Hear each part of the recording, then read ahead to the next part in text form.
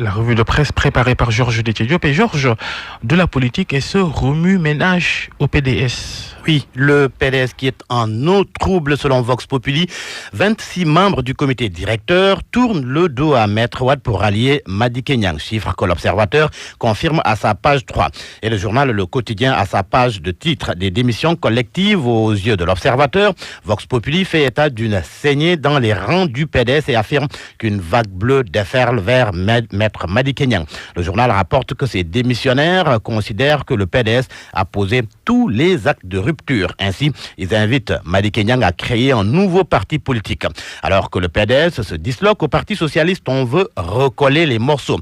D'où l'appel aux retrouvailles de Tanor et compagnie. L'Obs consacre un dossier au sujet et parle de difficiles, voire impossibles retrouvailles entre Tanor, Khalifa Sall, Aïssata Tall Sall, Bamba Fall, Barthélémy Diaz, entre autres.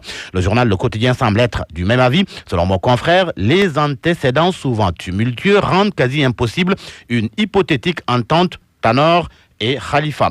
Même si, en politique, précise le journal, tout est question de circonstances. Dans l'Observateur, l'enseignant-chercheur en sciences politiques Moussa Diaw analyse l'appel de Tanor et confie qu'il cherche à se prémunir en jouant la carte de la réconciliation et du resserrement. Son collègue Maurice Soudiak-Dione souligne dans Sud Quotidien que les chances pour des retrouvailles autour de Tanor sont minces. Pour autant, Sud indique qu'avec cet éventuel retour de Khalifa Sall et compagnie au Parti socialiste, c'est l'appareil du parti et le Benno qui sont en danger. Cela au vu de positions qui se dégagent ça et là. Si, bien évidemment, le khalifiste en chef accepte de saisir la main tendue. L'ex-maire de Dakar, qui a reçu hier la visite d'Idrissa Seck. Son cabinet aussi était à la prison de Rebeuss. L'info barre la une du quotidien Les Échos, qui fait savoir que Khalifa Sall a ignoré l'appel aux retrouvailles et demandé à ses proches de poursuivre l'évaluation de la présidentielle. Le scrutin du 24 février dernier, justement, on en parle avec le quotidien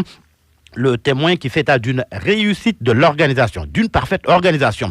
Ainsi, Le Témoin rend hommage à l'administration territoriale. Retour à présent à Petersen au lendemain de l'incendie qui a fait d'énormes dégâts.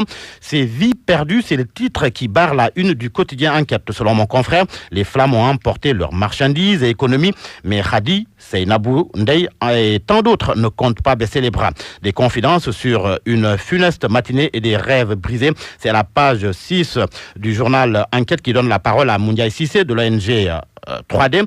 Il fait savoir que l'État doit faire autant que ce qu'il avait fait pour les éleveurs. Le journal La Tribune propose ce matin une enquête au Sénégal. La tyrannie du roi riz. 445 milliards de francs CFA d'importation sur 20 mois, selon mon confrère.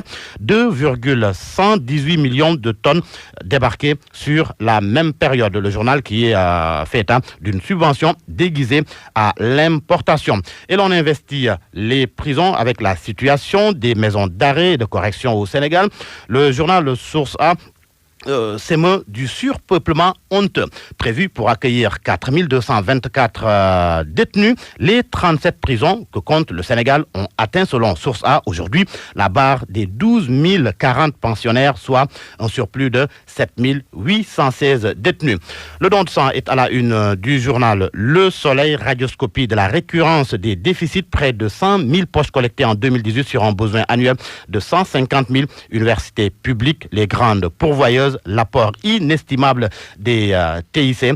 Dossier à lire aux pages 4, 5, 6 et 7 du quotidien gouvernemental Le Soleil. On termine par les sports avec la première séance d'entraînement de l'équipe nationale. C'était à Thiès.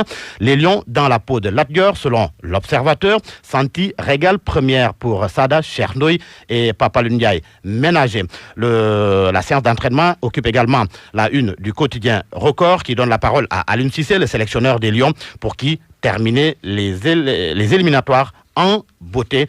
C'est ce qu'on peut lire à la page de titre de Record. Aliou Cissé qui déclare également que concernant Crépin et Kobali, l'équipe A est prioritaire.